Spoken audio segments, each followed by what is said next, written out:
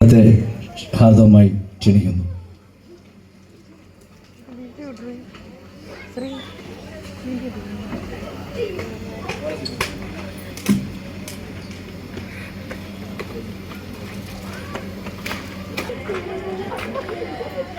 വേദിയിലിരിക്കുന്ന വിശിഷ്ട വ്യക്തികൾക്കും അതുപോലെ PMRA ഭാരവാഹികൾക്കും നമ്മുടെ PMRA നമ്മുടെ ഏറ്റവും പ്രിയപ്പെട്ട കുടുംബാംഗങ്ങൾക്കും എൻ്റെ വിനീതമായ നമസ്കാരം. കുറച്ച് പേർക്കൊക്കെ എന്നെ അറിയാമായിരിക്കും. ഒരുപാട് ദൂരെ നിന്നല്ല ഞാൻ വരുന്നത്. ഞാൻ ഈ വീട്ടിലാണ് താമസിക്കുന്നത്. കഴിഞ്ഞ 2 വർഷം കൊണ്ട് ഞാനും PMRAയുടെ ഭാഗമാണ്. അപ്പോൾ കുറച്ച് പേർക്കൊക്കെ എന്നെ അറിയാം, കാരണം ഞാൻ ഈ വഴിയെ നടന്നു പോകുന്ന ഈ വഴിയിലുള്ള എല്ലാവർക്കും എന്നെ അറിയാമായിരിക്കും. ഇപ്പം ഇവിടെ ഞാൻ പറയാൻ ഉദ്ദേശിക്കുന്ന ഒരു കാര്യം എന്ന് പറയുന്നത് ന്യൂ ജനറേഷനും വായനാശീലവുമാണ്. അതായത് ഇത് ഇങ്ങനൊരു ടോപ്പിക് എടുക്കാൻ തന്നെ കാരണം, ഇടയ്ക്ക് നമ്മുടെ PMRA ഗ്രൂപ്പിൽ ഒരു മെസ്സേജ് കണ്ടിരുന്നു. അതായത് നമ്മൾ വായനശാല തുടങ്ങി, പക്ഷേ അവിടെ ആരും കാണുന്നില്ല, അല്ലേ? ബുക്കുകൾ എടുക്കാനും കൊടുക്കാനും ഒന്നും ആരുമില്ല. കുറേ ബുക്സും ഉണ്ട്, വായനശാലയും ഉണ്ട്.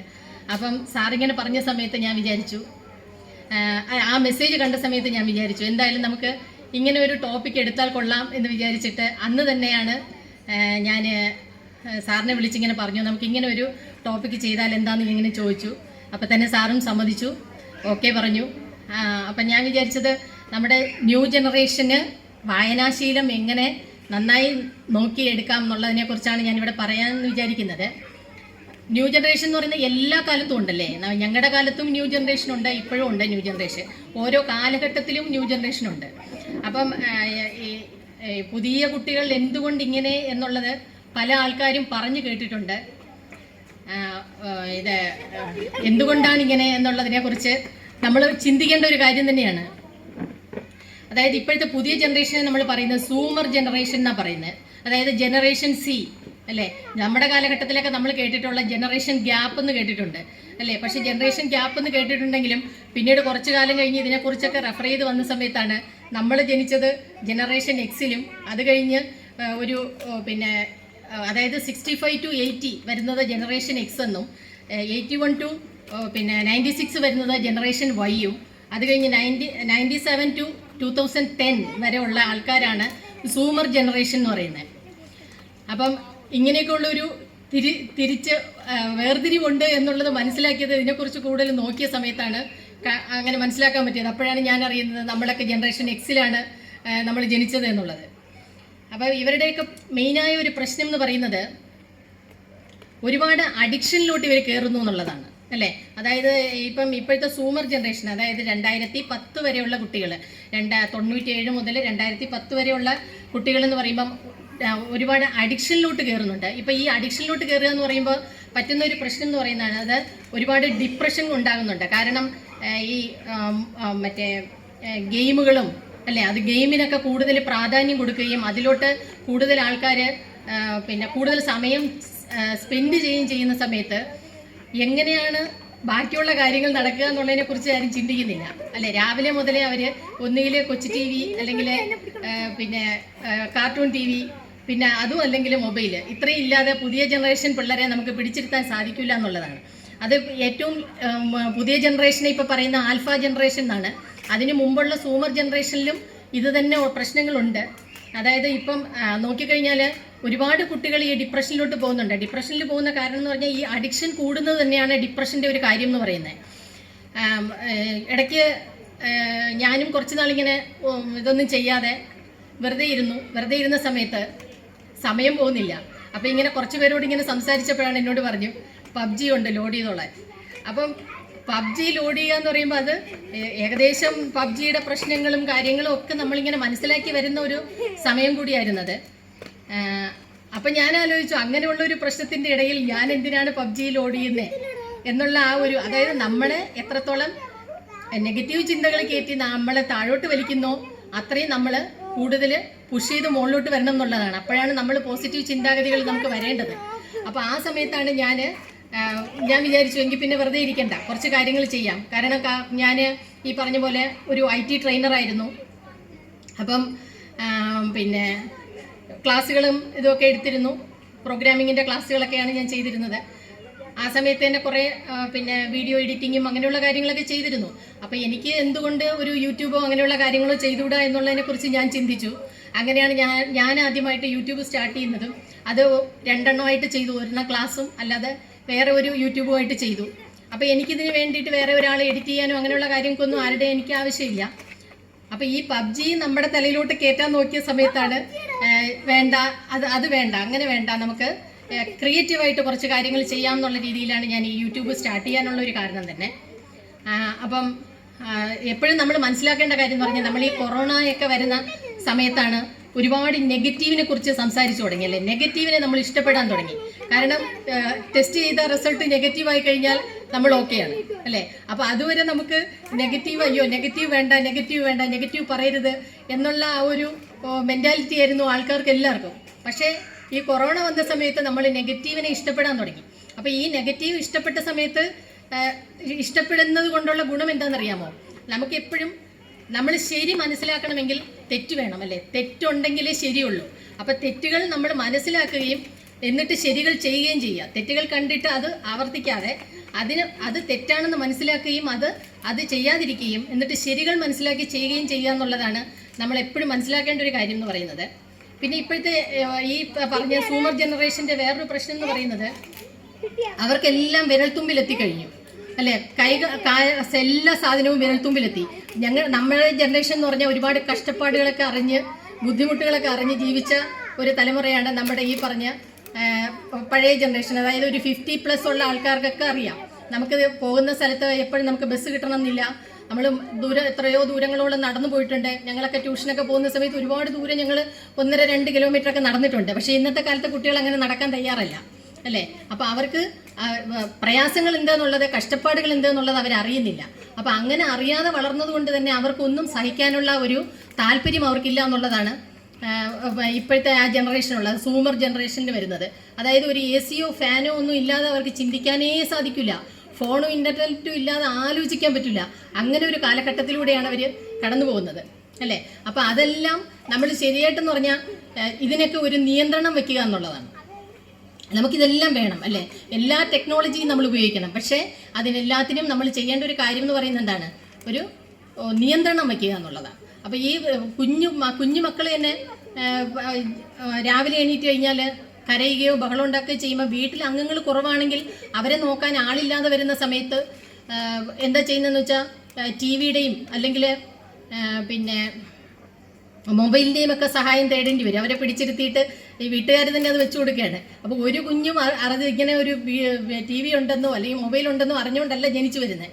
പക്ഷേ ഇവർ കാണുന്നതെന്ന് പറഞ്ഞാൽ വീട്ടിലിങ്ങനെ ആൾക്കാർ നോക്കാനില്ലെങ്കിൽ കുട്ടി അക്രമം കാണിച്ചു കഴിഞ്ഞാൽ അപ്പം തന്നെ ഫോൺ എടുത്ത് കൈ കൊടുക്കുകയാണ്. അത് 1-2 കുടുംബത്തിലല്ല. ഞങ്ങളുടെ ഒരു 10 വർഷം മുന്നേ തന്നെ ഞാനിത് കണ്ടിട്ടുണ്ട്. കാരണം കാർട്ടൂൺ TV വെച്ച് കുട്ടികളെ പിടിച്ചിരുത്തുന്ന ഒരു സമ്പ്രദായം ഞാൻ കണ്ടിട്ടുള്ളതാണ്. അപ്പം അത് ഒരിക്കലും നമ്മളത് ചെയ്യാൻ പാടില്ലാത്തതാണ്. കുറച്ച് സമയം നമ്മൾ കുട്ടികളുമായിട്ട് സ്പെൻഡ് ചെയ്യുക. അപ്പോൾ പല ഇടയ്ക്ക് ഞാനൊരു മീറ്റിങ്ങിന് പോയപ്പോൾ തന്നെ അവിടെ എൻ്റെ അടുത്തിരുന്ന ഒരു ലേഡി, അവർ കുഞ്ഞിനെയും കൊണ്ടാണ് വന്നത്. അപ്പോൾ ഈ കുഞ്ഞ് കരഞ്ഞു തുടങ്ങിയപ്പോൾ എന്താ ചെയ്തതെന്ന് വെച്ചാൽ അപ്പം തന്നെ മൊബൈൽ എടുത്ത് കൈ കൊടുത്തു. ഈ മൊബൈൽ എടുത്ത് കൈ കൊടുത്തപ്പോൾ ഈ കുട്ടി തന്നെ എടുക്കുകയാണ്. ഒരു 2 വയസ്സേ ഉള്ളൂ. കുഞ്ഞ് തന്നെത്താനെ അത് ഓൺ ചെയ്യുകയാണ്. അത് ഓൺ ചെയ്ത് ഒരു വീഡിയോ കണ്ടു കഴിയുമ്പോൾ സ്വൈപ്പ് ചെയ്ത് അടുത്തത് എടുക്കുകയാണ്. അപ്പോൾ ഇത് സ്വൈപ്പ് ചെയ്യാനൊക്കെ നമ്മൾ അച്ഛനും അമ്മയും ഒക്കെ ചെയ്യുന്ന കണ്ടിട്ടാണ് ഈ കുട്ടി പഠിക്കുന്നത് അല്ലേ. അപ്പോൾ ഈ അത്രയും കുഞ്ഞു പ്രായത്തിൽ കഴിയുന്നതും നമ്മൾ അങ്ങനെയുള്ള മൊബൈലോ കാര്യങ്ങളോ ഒന്നും കുട്ടികൾക്ക് കൊടുക്കാതിരിക്കുക എന്നുള്ളതാണ് നമ്മൾ നോക്കേണ്ടത്. അപ്പോൾ അങ്ങനെ മാത്രമേ നമുക്കിത് മാറ്റിയെടുക്കാൻ സാധിക്കുള്ളൂ. അപ്പം ഇപ്പോഴും ഉപയോഗിക്കുന്ന കുട്ടികളുണ്ടാവും. പക്ഷെ അതിനൊരു നിയന്ത്രണം കൊണ്ടുവയ്ക്കുക. നിയന്ത്രണം കൊണ്ടുവച്ചാൽ മാത്രമേ അതിൽ നിന്ന് കുട്ടികളെ ഡൈവേർട്ട് ചെയ്ത് കൊണ്ടുവരാൻ നമുക്ക് സാധിക്കുള്ളൂ. പിന്നെയുള്ള കാര്യം നമ്മൾ പറഞ്ഞു, ഈ വിരൽത്തുമ്പിലുള്ള എല്ലാ കാര്യങ്ങളും വിരൽത്തുമ്പിലുണ്ട് അല്ലേ. അതിൽ ഈ മൊബൈലിലുള്ള കാര്യങ്ങൾ തന്നെ അല്ലെ, ഇൻ്റർനെറ്റിലുള്ള കാര്യങ്ങൾ തന്നെ ഒരുപാട് നമുക്ക് പഠിക്കാനുള്ള ആവശ്യമുള്ള കാര്യങ്ങളുണ്ട്. അപ്പം അതൊക്കെ നമുക്ക് ഉപയോഗിക്കാം അല്ലേ. അത് മാക്സിമം നമ്മൾ ഉപയോഗിക്കുക എന്നുള്ളതാണ്. അപ്പം അതിന് ഒരു പ്രായം വന്നു കഴിയുമ്പോഴാണ് നമ്മൾ ഇതെല്ലാം നമ്മൾ മനസ്സിലാക്കി കൊടുക്കേണ്ടത്. അവർക്ക് എന്തൊക്കെയാണ് ചെയ്യേണ്ടതെന്നുള്ളത് മനസ്സിലാക്കി കൊടുക്കേണ്ടത്. വളരെ കുഞ്ഞിലേ നമ്മളത് കുട്ടികളെ അങ്ങനെ ശീലിപ്പിക്കാതിരിക്കുക എന്നുള്ളതാണ് നമ്മൾ നോക്കേണ്ടത്. പിന്നെ 24 വരെയുള്ള അടുത്ത ജനറേഷൻ എന്ന് പറയുന്നത് ആൽഫ ജനറേഷൻ എന്നാണ് പറയുന്നത്. ഇതൊരു ഡിജിറ്റൽ യുഗമായിട്ടാണ് കുട്ടികളല്ലേ, ഡിജിറ്റൽ നമ്മുടെ എല്ലാവരുടെയും കയ്യിൽ ഡിജിറ്റൽ ഫോണും TV-യും ഒക്കെ വന്നതിന് ശേഷം ജനിക്കുന്ന കുട്ടികളാണ് ഈ 2010 മുതൽ 2024 വരെയുള്ള, അതായത് ആൽഫ ജനറേഷനിലുള്ള കുട്ടികളെന്ന് പറയുന്നത്. അപ്പം ഇതിൻ്റെ ഒരു പ്രശ്നം എന്ന് പറഞ്ഞു കഴിഞ്ഞാൽ നമ്മുടെ ചുറ്റുമുള്ള എല്ലാ കാര്യങ്ങളും സ്മാർട്ടാണ് അല്ലേ. TV സ്മാർട്ടാണ്, ഫോൺ സ്മാർട്ടാണ്, അതുപോലെ പിന്നെ ഫ്രിഡ്ജ്, AC എല്ലാം സ്മാർട്ടായി കഴിഞ്ഞു. അപ്പം ഇങ്ങനെ എല്ലാം സ്മാർട്ടായി കഴിയുമ്പോൾ എന്താ പ്രശ്നം പറ്റുന്നതെന്നറിയാമോ? നമ്മുടെ സ്മാർട്ട്നെസ് അങ്ങ് പോകും അല്ലേ. നമ്മൾ കൂടുതൽ അതിനെ അങ്ങ് ഡിപ്പെൻഡ് ആക്കും. നമ്മൾ അത്രത്തോളം അതിനെ ഡിപ്പെൻഡായി നമ്മൾ ചെയ്യുന്നുവോ അത്രത്തോളം നമ്മളുടെ സ്മാർട്ട്നെസ് കുറയും എന്നാണ് ഞാൻ മനസ്സിലാക്കുന്നത്. അപ്പോൾ കുറേയൊക്കെ നമ്മൾ നിയന്ത്രണം നമ്മൾ കൊണ്ടുവന്നാൽ മാത്രമേ ഇത് മാറ്റിയെടുക്കാൻ സാധിക്കുകയുള്ളൂ. ഇപ്പോഴത്തെ കുട്ടികൾക്ക് എല്ലാവരും പറയുന്നുണ്ട് നല്ല ബുദ്ധിയുള്ള കുട്ടികളാണെന്നാണ് പറയുന്നത്. പക്ഷേ ചില കാര്യങ്ങൾ കാണുമ്പോൾ നമുക്ക് തന്നെ തോന്നും ഇതെന്താ ഇങ്ങനെയെന്ന് തോന്നുന്ന വിധത്തിലുള്ള കുറേ കാര്യങ്ങൾ നമ്മുടെ ചുറ്റും കാണുന്നുണ്ട്. അതായത് ഇപ്പം നമ്മൾ ഇൻ്റർനെറ്റ് എടുത്തിട്ട് അതിലൊരു ഒരു റീല് കാണുന്നു. അപ്പോൾ റീല് കണ്ട സമയത്ത് ഞാൻ കണ്ട ഒരു കാര്യം എന്ന് പറയുന്നത്, ഒരു ഫോറിനർ ആരോ ആണ് ചെയ്തത്. ഒരാളൊരു റോസാപ്പൂ എടുത്തു, അതിൻ്റെ ഇതളൊക്കെ പിച്ച് കളഞ്ഞു, ആ സാധനത്തിനെ കൊണ്ട് മണ്ണിൽ കമിഴ്ത്തിയിട്ട് കുഴിച്ചു വെച്ചു, വെള്ളം ഒഴിച്ചു. ഒരാഴ്ച കഴിഞ്ഞപ്പോൾ അതിലിങ്ങനെ വേര് വന്നു അല്ലേ. എന്നിട്ട് ഇങ്ങനെ എടുത്ത് കാണിക്കുന്നുണ്ട്. അപ്പം ഇതുപോലും അല്ല, ശരിയല്ല എന്ന് മനസ്സിലാക്കാൻ അറിയാത്തത് കൊണ്ടാണോ എന്ന് അറിഞ്ഞൂടാ. നമ്മുടെ ഒരു മലയാളി കുട്ടി തന്നെ ഇതെടുത്തിട്ട് അത് നമുക്ക് ട്രൈ ചെയ്ത് നോക്കാം എന്ന് പറഞ്ഞ് ചെയ്യുന്നുണ്ട് അല്ലേ. അപ്പം ഈ കൊച്ചു വെച്ചത് എന്താണെന്നറിയാമോ? അഴുകി അങ്ങ് പോയി. ചെടി മൊത്തം, ആ തണ്ട് മൊത്തം അഴുകിപ്പോയി. കാരണം നമുക്കെല്ലാവർക്കും അറിയാം, ഒരു ചെടി അത് കിളിർക്കണമെങ്കിൽ അല്ലെങ്കിൽ ഒരു വേര് വരണമെങ്കിൽ അതിനൊരു മുട്ട് വേണം അല്ലേ. ആദ്യം നിന്നാണ് വേരും കിളിർപ്പും ഒക്കെ വരുന്നത്. അപ്പം അത് അറിയാത്തത് കൊണ്ടാണോ എന്നെനിക്ക് അറിഞ്ഞൂടാ. പലരും ഇങ്ങനെയുള്ള കാര്യങ്ങൾ ആക്ട് ചെയ്ത് വീണ്ടും നോക്കുന്നുണ്ട്. എന്നിട്ട് ഇത് ഫേക്കാണ് ഗൈസ് എന്ന് പറയുന്നുണ്ട് അല്ലേ. അപ്പം അത് എന്തുകൊണ്ടാണെന്നുള്ള നമ്മൾ ചിന്തിക്കണം. പ്രകൃതിയായിട്ട് കുറച്ചുകൂടെ ഇണങ്ങി ജീവിക്കാനും ഇങ്ങനെയുള്ള കാര്യങ്ങൾ പറഞ്ഞു കൊടുക്കാനും വീട്ടിൽ 2 ചെടി നട്ട് കഴിഞ്ഞാൽ അതിൽ വെള്ളം ഒഴിക്കാനും ഒക്കെ ശീലിപ്പിക്കുക. അതും ഞാൻ ഇടയ്ക്ക് കണ്ടു. ഒരു കുഞ്ഞു മോൻ നിന്നിട്ട്, ഒരു 2 വയസ്സാകുന്നേ ഉള്ളൂ. അപ്പോൾ ആ ബക്കറ്റിൽ നിന്ന് വെള്ളം കോരി എല്ലാ ചെടിച്ചട്ടിയിലും ഒഴിക്കുകയാണ് അല്ലേ. അപ്പോൾ അങ്ങനെ പിള്ളേരെ കൊണ്ട് ഇങ്ങനെയുള്ള ആക്ടിവിറ്റീസ് ചെയ്യിപ്പിക്കുക. അത് ചെയ്യിപ്പിച്ചാൽ മാത്രമേ അവരിലും അങ്ങനെയുള്ള കാര്യങ്ങൾ ഉണ്ടാവുള്ളൂ അല്ലേ. ഒരിക്കലും നമുക്ക് അല്ലാതെ ചെയ്ത് ശീലിപ്പിക്കാതെ ഒരിക്കലും അവരെ നമ്മൾ കുറ്റം പറഞ്ഞിട്ടും ഒരിക്കലും കാര്യമില്ല. പിന്നെ അടുത്ത ജനറേഷൻ വരുന്നതെന്ന് പറഞ്ഞാൽ 2025 മുതൽ 2035 വരെയുള്ള ജനറേഷൻ. അതായത് നമ്മുടെ ഈ വർഷം കഴിയാറായി. അപ്പോൾ ഈ 2025 മുതൽ 39 വരെയുള്ള ആൾക്കാരെയാണ് ബീറ്റ ജനറേഷൻ എന്നാണ് പറയുന്നത്. അവരുടെ കാര്യം പിന്നെ നമുക്ക് പറയണ്ട അല്ലേ. അവരെല്ലാ സൗകര്യങ്ങളിലും കൂടെയാണ് വളർന്നത്. അപ്പോൾ ഈ സൗകര്യങ്ങളിൽ കൂടെ വളർന്നു വന്നെങ്കിലും ഈ സൗകര്യങ്ങൾ എവിടെ വന്നു എന്ന് ചോദിച്ചാൽ ഞങ്ങളുടെ ജനറേഷൻ എക്സിൽ നിന്നാണെന്ന് ഞങ്ങൾക്ക് അഭിമാനത്തോടെ പറയാൻ പറ്റും. കാരണം ഈ AI-യും കാര്യങ്ങളും ഒക്കെ ഇപ്പോഴല്ല ചെയ്തതല്ലേ, ഇപ്പോഴല്ല വന്നത്. പക്ഷെ അന്നേ റിസർച്ച് ചെയ്ത് കാര്യങ്ങൾ കൊണ്ടുവന്നതിന് ശേഷമാണ് ഇപ്പോഴത്തെ ആൾക്കാരുടെ കയ്യിൽ ഈ AI എത്തുന്നത് അല്ലേ. അപ്പോൾ ഇതിൻ്റെ ഒരു ഭാഗം എന്ന് പറയുന്നത് എൻ്റെ ചേച്ചി PGDC ഒക്കെ കഴിഞ്ഞ സമയത്ത് ഇതിൻ്റെ ആർട്ടിഫിഷ്യൽ ഇൻ്റലിജൻസിൻ്റെ ഒരു പാർട്ട് ചേച്ചി ചെയ്തിട്ടുണ്ട്. അതായത് ഇപ്പോഴൊന്നും അല്ല, 92-ൽ. മനസ്സിലായോ? അപ്പോൾ ഈ ചേച്ചിയല്ല ആദ്യം ചെയ്ത വ്യക്തിയൊന്നും ചേച്ചിയല്ല, എന്നാലും അന്നത്തെ കാലത്തുള്ളവർ പോലും അതിൻ്റെ പാർട്ടായിരുന്നു എന്നുള്ളതാണ്. അപ്പം നമ്മൾ മനസ്സിലാക്കേണ്ടത് ഇന്നത്തെ കാലഘട്ടത്തിലുള്ള ആൾക്കാർക്ക് ഇതൊക്കെ എങ്ങനെ കിട്ടി എന്ന് ചോദിച്ചാൽ അന്നേ ഉള്ളവരുടെ കഷ്ടപ്പാടാണ്. പിന്നെ ഞങ്ങളുടെ ജനറേഷനിലുള്ള ഒരു കാര്യം എന്ന് പറയുന്നത്, കാളവണ്ടി മുതൽ മെട്രോ വരെയുള്ള കാര്യങ്ങളല്ലേ, വന്ദേ ഭാരത് മെട്രോ വരെയുള്ള കാര്യങ്ങൾ നമുക്ക് കാണാൻ സാധിച്ചു എന്നുള്ളത് വളരെ അഭിമാനമുള്ളൊരു കാര്യം തന്നെയാണ്. അതാണ് നമ്മുടെ ജനറേഷൻ ഇസഡിൻ്റെ ഒരു ഇതെന്ന് പറയുന്നത്. പക്ഷെ നമ്മളിപ്പോൾ ഇങ്ങനെയൊക്കെ പറയുമ്പോഴും ചെയ്യേണ്ടതെന്ന് പറഞ്ഞാൽ, ജനറേഷൻ എക്സിൽ ജനിച്ച ആൾക്കാരായാലും ചെയ്യേണ്ട കാര്യം എന്താണെന്നറിയാമോ? വരുന്ന അപ്ഡേഷൻ അനുസരിച്ച് കുറേ കാര്യങ്ങളെങ്കിലും നമ്മൾ പഠിക്കുക അല്ലേ. എന്തെങ്കിലുമൊക്കെ പുതിയ കാര്യങ്ങൾ വരുന്നത് നമ്മൾ മനസ്സിലാക്കാനും നമ്മൾ പഠിക്കാനും ശ്രമിക്കുക. അതെന്തുകൊണ്ടാണെന്ന് ചോദിച്ചു കഴിഞ്ഞാൽ, ഇപ്പോഴത്തെ ന്യൂ ജനറേഷൻ കുട്ടികൾ എന്തുകൊണ്ട് ഇങ്ങനെ ആകുന്നു എന്ന് ചോദിക്കുമ്പോൾ കുറേയൊക്കെ അച്ഛനമ്മമാരുടെ പ്രശ്നങ്ങൾ തന്നെയാണ് അല്ലേ. ഇപ്പം സാറ് നേരത്തെ പറഞ്ഞിരുന്നു, കുറേയൊക്കെ അച്ഛനമ്മമാരുടെ പ്രശ്നങ്ങൾ തന്നെയാണ്. എന്തുകൊണ്ട് അവരത് അങ്ങനെ ശ്രദ്ധിക്കുന്നില്ല എന്നുള്ളത് വലിയ കാര്യമാണ്. കാരണം അച്ഛനും അമ്മയ്ക്കും ജോലിയുണ്ട്, അവർ രാവിലെ പോകുന്നു, വൈകുന്നേരം വരുന്നു അല്ലേ. കുട്ടിയോട് കുറച്ച് സമയം പോലും സ്പെൻഡ് ചെയ്യാൻ സാധിക്കുന്നില്ല. അവരുടെ കൂടെ കുറച്ച് സമയം സംസാരിക്കുക, സ്കൂളിൽ പഠിക്കുന്ന കുട്ടിയാണെങ്കിൽ സ്കൂളിലെ വിശേഷങ്ങളൊക്കെ അറിയുക, അല്ലേ, ഇടയ്ക്കിടയ്ക്ക് ബാഗൊക്കെ ഒന്ന് പരിശോധിക്കുക. അതൊക്കെ വളരെ നല്ലൊരു ശീലമായി തന്നെ എടുക്കുക. അത് അവർക്ക് ഒരു വിധത്തിലും വിഷമം ഉണ്ടാക്കാത്ത രീതിയിൽ, കുട്ടികൾക്കത് ഒരു പ്രശ്നമാണെന്ന് തോന്നാത്ത രീതിയിൽ അതിനെ ചെയ്തെടുക്കുക എന്നുള്ളതാണ്. അതൊക്കെയാണ് നമ്മുടെ കാര്യങ്ങൾ. പിന്നെ ഈ പറഞ്ഞ ജനറേഷൻ ആൽഫ എന്ന് പറയുമ്പം ടെക്നോളജിയിലും മുൻപന്തിയിലാണ് അവർ ജനിക്കുന്നത് തന്നെ. അപ്പോൾ ഒരുപാട് ബുദ്ധിയുള്ള ആൾക്കാരായിരിക്കും. പക്ഷേ ആ ബുദ്ധി വേണ്ട രീതിയിൽ ഉപയോഗിക്കാൻ പഠിപ്പിക്കുക എന്നുള്ളതാണ് അച്ഛനമ്മമാരുടെ കാര്യം എന്ന് പറയുന്നത്. നമ്മൾ ഏതോ ഒരു സിനിമയിൽ പൃഥ്വിരാജിൻ്റെ ഒരു ഡയലോഗാണ്, ഒരു കുട്ടി ജനിക്കുന്നു എന്ന് പറയുമ്പോൾ അവിടെ ഒരു അച്ഛനും അമ്മയും കൂടെയാണ് ജനിക്കുന്നത്, അല്ലേ. അപ്പം ആ അച്ഛനും അമ്മയും എന്ത് ചെയ്യുന്നു എന്നതിനെ കണ്ടിട്ടാണ് ആ കുട്ടി പിന്നീടുള്ള കാലത്തിലോട്ട് എങ്ങനെ മുമ്പോട്ട് പോകണം എന്നുള്ളതിനെ കുറിച്ച് അവർ പഠിക്കുന്നത്. അപ്പോൾ അതുകൊണ്ട് നമ്മൾ വളരെ ശ്രദ്ധിക്കണം. ഇങ്ങനെയുള്ള കാര്യങ്ങൾ നമുക്ക് കുറേ പ്രശ്നങ്ങൾ നമുക്ക് മാറ്റിയെടുക്കാൻ സാധിക്കും. അതിനു വേണ്ടിയിട്ട് നമ്മൾ ചെയ്യേണ്ട കാര്യം ഇത് തന്നെയാണ്. ഒരു കാര്യത്തിലും അഡിക്ഷൻ ഉണ്ടാക്കാതിരിക്കുക എന്നുള്ളതാണ് ഏറ്റവും വലിയ കാര്യം എന്ന് പറയുന്നത്. അത് ഗെയിം ആയിക്കോട്ടെ, അല്ലാതെ ബാക്കിയുള്ള റീൽസ് കാണുന്നതോ എന്ത് കാര്യവും ആയിക്കോട്ടെ, ഒരു കാര്യത്തിൽ അഡിക്ഷൻ ഉണ്ടാവരുത്. അതുപോലെ തന്നെയാണ് ഇപ്പോൾ നന്നായി പഠിക്കുന്ന കുട്ടികളുണ്ടാവും, പക്ഷെ അവർ പഠിക്കാൻ മിടുക്കരായിരിക്കും, പക്ഷെ ബാക്കിയുള്ള ഒരു കാര്യങ്ങൾക്കും അവർക്ക് പ്രാപ്തരല്ല അവർ, അല്ലേ. അപ്പം നന്നായി പഠിച്ചു എന്നതുകൊണ്ട് അവിടെ ഒരു നല്ലൊരു വാല്യൂ ഉണ്ടാകുന്നില്ല. അപ്പം മനസ്സിലാക്കേണ്ടതെന്ന് പറഞ്ഞു കഴിഞ്ഞാൽ പഠിത്തം മാത്രം ആയിട്ടും പോരാ, നന്നായി വായിക്കുന്ന കുട്ടികൾ കാണുമല്ലേ, അവർക്കും വായന മാത്രം പോരാ, ബാക്കിയുള്ള കാര്യങ്ങളും കൂടെ ചെയ്യാൻ അവരെ പ്രാപ്തരാക്കി എടുക്കുക എന്നുള്ളത് നമ്മൾ മനസ്സിലാക്കേണ്ട ഒരു കാര്യമാണ്. അത് അച്ഛനമ്മമാർ തന്നെ ചെയ്യുക. ചില സമയത്ത് അപ്പൂപ്പൻ്റെ അമ്മൂമ്മ അവരുടെ കയ്യിലൊന്നും നിൽക്കില്ല. കാരണം അവരെന്ന് പറയുന്നത് എപ്പോഴും കുട്ടികളെ ഏറ്റവും സ്നേഹിക്കുകയും കൊഞ്ചിക്കുകയും ചെയ്യുന്ന ആൾക്കാരാണ്. അവർക്ക് അതിനെ സാധിക്കുള്ളൂ. അപ്പം ഏറ്റവും സ്ട്രിക്റ്റ് ആയിട്ട് കാര്യങ്ങൾ പറയേണ്ടത് ന്യൂ ജനറേഷൻ അച്ഛനമ്മമാരാണ്. ഓക്കെ, അതാണ് നമ്മൾ മനസ്സിലാക്കേണ്ട കാര്യം എന്ന് പറയുന്നത്. അതുപോലെ വേറൊരു കാര്യം എന്താണെന്നറിയാമോ, കളിക്കാൻ അവസരങ്ങൾ കൊടുക്കുക എന്നുള്ളതാണ്. കളിക്കാനുള്ള അവസരങ്ങൾ ഉണ്ടാക്കുക. എങ്ങനെയാണ് ചെയ്യേണ്ടതെന്നുള്ളതിനെ കുറിച്ച് അതിന് വളരെയധികം ആലോചിച്ച് കണ്ടുപിടിക്കണം. പഴയ പോലെ ഞങ്ങളുടെ കാലത്തുള്ള പോലെ വലിയ ഗ്രൗണ്ടുകളോ അങ്ങനെയൊന്നുമില്ല. അപ്പം നമ്മൾ അങ്ങനെയുള്ള കാര്യങ്ങൾ ഉണ്ടാക്കുക. ഒരു ക്യാരം ബോർഡ് ആകാം, ചെസ് ആകാം, അല്ലേ. കുട്ടികളെ ചിന്തിപ്പിക്കുന്ന രീതിയിൽ എങ്ങനെ നമുക്ക് അവരെ കളിക്കാൻ പഠിപ്പിക്കാം എന്നുള്ളതിനെ കുറിച്ച് നമ്മൾ മനസ്സിലാക്കണം. പിന്നെ അടുത്ത പറയേണ്ട ഒരു കാര്യം എന്താണെന്നറിയാമോ, കുട്ടികളെ നന്നായി ചിരിക്കാൻ പഠിപ്പിക്കുക എന്നുള്ളതാണ്. കാരണം പലരും പറയുന്നത് കേട്ടിട്ടുണ്ട്, കുഞ്ഞ് കരയുന്നത് ഇഷ്ടമല്ല, അല്ലേ. അത് ഞങ്ങളുടെ ബന്ധത്തിൽ തന്നെ ഉണ്ട്. അപ്പൂപ്പനും അമ്മൂമ്മയ്ക്കൊന്നും കുഞ്ഞ് കരഞ്ഞു കഴിഞ്ഞാൽ ദേഷ്യം വരും. അപ്പോൾ കുഞ്ഞ് കരയാതിരിക്കണമെങ്കിൽ എന്ത് ചെയ്യണമെന്നറിയാമോ, കുഞ്ഞ് നന്നായി ചിരിക്കണം, അല്ലേ. പല സമയത്ത് നമ്മൾ കണ്ടുവരുന്ന ഒരു കാര്യം എന്ന് പറയുന്നത്, പിന്നെ മാക്സിമം അവരെ കരയിപ്പിക്കാതിരിക്കാൻ വേണ്ടി അവർക്ക് വേണ്ട കാര്യങ്ങളെല്ലാം ചെയ്തു കൊടുക്കും, അല്ലേ. എന്നാലും കരച്ചിൽ മാറില്ല. അപ്പം നമ്മൾ ചെയ്യേണ്ടത് എന്താണെന്നറിയോ, നന്നായി ചിരിപ്പിക്കുക എന്നുള്ളതാണ്. അപ്പം നമ്മൾ ഓരോരുത്തരുടെയും മുഖം എന്ന് പറയുന്നത്, ഏറ്റവും സുന്ദരമായ മുഖം എന്ന് പറയുന്നത് നമ്മുടെ തന്നെയാണ്, അല്ലേ.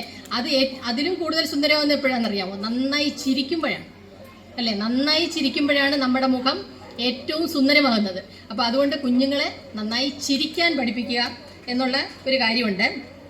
പിന്നെ അടുത്തത്, ചെറിയ ചെറിയ പ്രശ്നങ്ങളൊക്കെ വലിയ ഇഷ്യൂ ആക്കാതെ അങ്ങ് വിട്ടുകളയുക. അവർക്ക് വലിയ ഫോഴ്സ് കൊടുക്കാതിരിക്കുക, അവർക്ക് വലിയ പ്രഷർ കൊടുക്കാതിരിക്കുക. പിന്നെ വേണ്ടത് എന്താണെന്ന് വെച്ചാൽ നമ്മൾ ഈ പറഞ്ഞത് തന്നെയാണ്, വായനാശീലം വളർത്തുക എന്നുള്ളതാണ്. അത് ഇപ്പം ഒരുപാട് കുറഞ്ഞു വന്നിരിക്കുന്ന ഒരു സമയമാണ്. കാരണം എപ്പോഴും ഈ പറയുന്ന പോലെ റീല് കേൾക്കുന്നു, അല്ലെങ്കിൽ വീഡിയോ എടുത്ത് കാണുന്നു. ക്ലാസ്സുകളായാലും കൂടുതൽ വീഡിയോ കേൾക്കുന്നു, അല്ലേ. വീഡിയോ കേൾക്കുന്നതിനേക്കാളും നമ്മൾ സ്വന്തമായി വായിച്ചൊരു നോട്ട്സൊക്കെ പ്രിപ്പയർ ചെയ്യുക എന്ന് പറയുന്നത് അത് വേറെയാണ്, അല്ലേ. അപ്പം മാക്സിമം നമ്മൾ വായിക്കാൻ പഠിപ്പിക്കുക എന്നുള്ളതാണ്. ഇരുന്ന് പഠിപ്പിക്കണം പിള്ളേരെ. അതാണ് ഏറ്റവും നമുക്ക് ആവശ്യം എന്ന് പറയുന്നത്. അപ്പം ഇവിടെ നമുക്ക് നല്ലൊരു വായനശാലയുണ്ട്. ആ വായനശാല മാക്സിമം ഉപയോഗിക്കുക. അത് സാറ് പറഞ്ഞതുപോലെ എല്ലാവരും എടുത്തുകൊണ്ട് പോയി വായിക്കുക. പിന്നെ പക്ഷെ ഒരേ ഒരു കാര്യം ഞാൻ പറയാം, വായിക്കുന്ന ബുക്കുകൾ അതുപോലെ നാശമാക്കാതെ തിരിച്ചു കൊണ്ടു കൊടുക്കുക. ഞാനിത് പറയാൻ കാര്യം എന്ന് പറഞ്ഞാൽ, ഞാൻ നേരത്തെ പറഞ്ഞു ഞാനൊരു IT ട്രെയിനറാണ്. അപ്പോൾ ഒരുപാട് ക്ലാസ്സുകൾ എടുത്തിട്ടുണ്ട്, എഞ്ചിനീയറിങ്ങിൻ്റെയും ഒക്കെ ഒരുപാട് ക്ലാസ്സുകൾ എടുത്തിട്ടുണ്ട്. അപ്പം ആ സമയത്ത് എനിക്കും നല്ലൊരു കളക്ഷൻ ഉണ്ടായിരുന്നു. അതെന്ന് പറയുന്നത് എല്ലാം IT ബേസ് ചെയ്ത്, പ്രോഗ്രാമിംഗ് ബേസ് ചെയ്തിട്ടുള്ള ബുക്സ് ആയിരുന്നു. അത് കുറേ ബുക്കുകൾ എൻ്റെ കയ്യിൽ നിന്ന് നഷ്ടപ്പെട്ടു. അതുപോലെ വേറെ പ്രശ്നം എന്ന് പറയുന്നത് ഡാമേജായി, കുറേ ബുക്കുകൾ ഡാമേജായി. അപ്പോൾ എടുക്കുന്ന ബുക്കുകൾ ഡാമേജ് ആക്കാതെ അതുപോലെ തിരിച്ചെത്തിക്കുക. ഓക്കെ, അതാണ് അടുത്തെന്ന് പറയുന്നത്. പിന്നെ ഈ നമ്മൾ പല സമയത്തും കേൾക്കാറുണ്ടല്ലേ, ഇംഗ്ലീഷ് അറിയില്ല എന്ന് പറയുന്നത് ഭയങ്കര നാണക്കേടാണ്. അതുപോലെ മലയാളം അറിയില്ല എന്ന് പറയുന്നത് ഭയങ്കര ക്രെഡിറ്റുമാണ്, അല്ലേ? അപ്പം അത് ഒരിക്കലും ചെയ്യാൻ പാടില്ല. ഇംഗ്ലീഷ് നമുക്ക് ആവശ്യമുള്ളൊരു കാര്യമാണ്. കാരണം എല്ലായിടത്തും എവിടെ പോയാലും ഒരു കോമൺ ലാംഗ്വേജ് എന്ന് പറയുന്നത് ഇംഗ്ലീഷാണ്.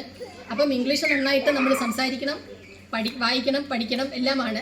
പക്ഷെ അതിനോടൊപ്പം നമ്മുടെ മാതൃഭാഷ നന്നായി പഠിക്കുക എന്നുള്ളത് നമ്മുടെ ആവശ്യമാണ്, അല്ലേ? അത് നമ്മുടെ അവകാശമാണ്.